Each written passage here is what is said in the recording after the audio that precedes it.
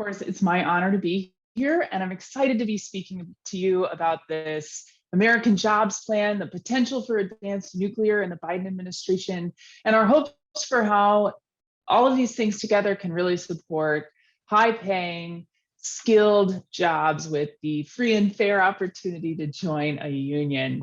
Um, I think there are a few key items to the Biden-Harris administration's direction in terms of existing and future nuclear plants. Of course, existing plants prevent almost 500 million metric tons of carbon dioxide every year, and the Biden administration is extremely serious about transitioning to zero carbon. And so these existing plants are going to play an extremely important role in ensuring that that is possible.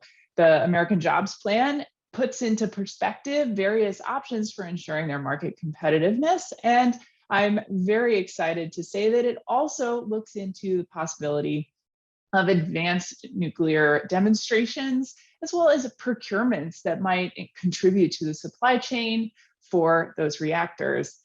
You know, constructing a standard nuclear plant requires over 3,000 workers. And while advanced nuclear plants may be a little smaller, maybe a little leaner and more efficient, we expect to see really similar numbers as we deploy, for example, the 2 demonstration reactors under the ARDP program, the Advanced Reactor Demonstration Program.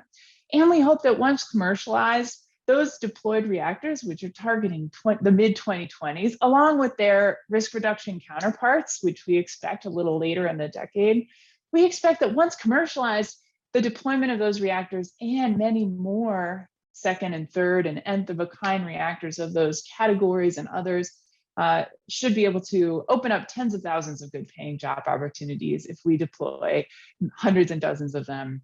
And these good paying job opportunities should focus on American engineers, technicians, manufacturers, boilermakers, electricians, and all kinds of other energy workers.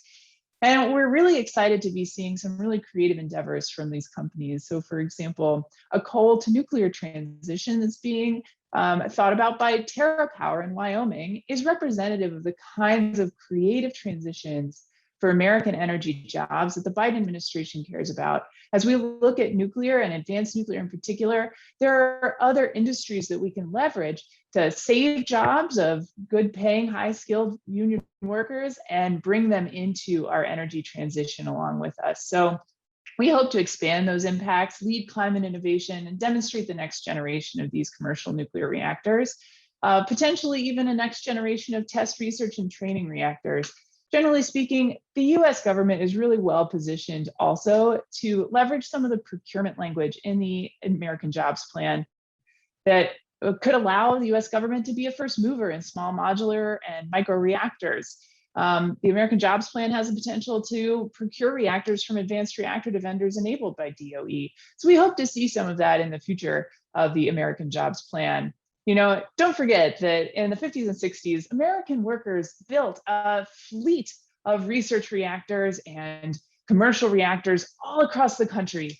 And I really think that while a lot of those reactors have retired, not just commercial reactors, but also research test reactors, those devices, you know, they represented a really like stalwart fleet that our American workers were able to put together and build rapidly in response to a need. And I think we're looking at a new need today for an energy transition that could be enabled by American workers through the American Jobs Plan. So we hope that these skilled workers, including Boilermakers and union electricians, will be supported by work towards the American Jobs Plan if it is passed inside DOE and outside, focused on advanced reactors.